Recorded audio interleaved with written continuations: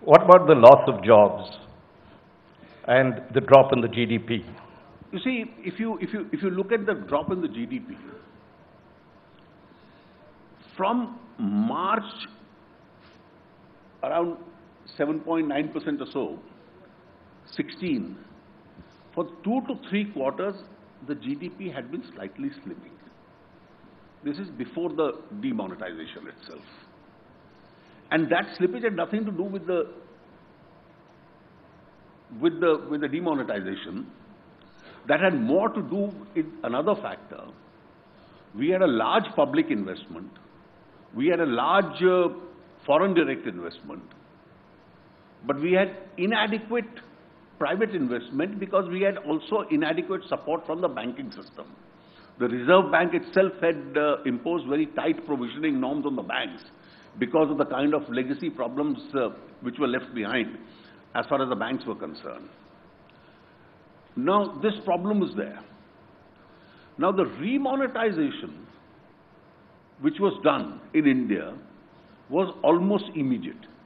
It was a very quick remonetization which was done.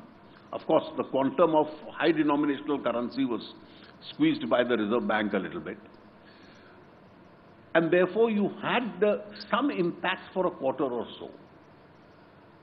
Subsequently, if you saw,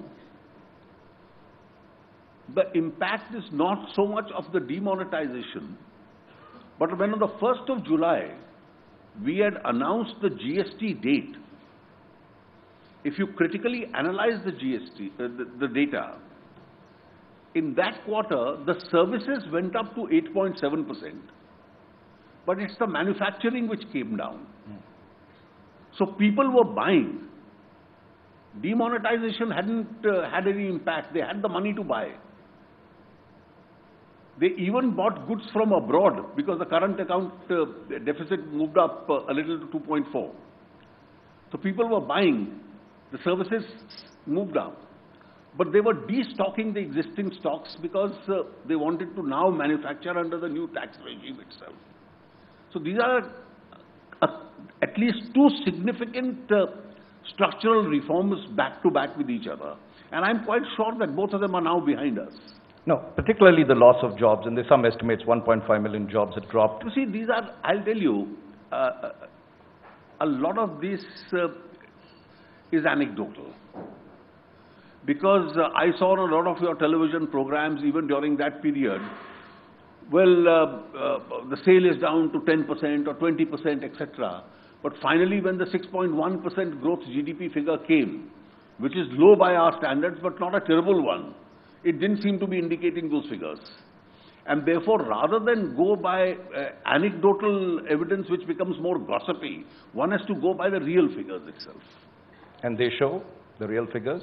Well, I think let's wait, because having undertaken 2 major structural changes, which are extremely important for Indian economy, I think the impact being substantially behind us, the early indications for the future look to be positive.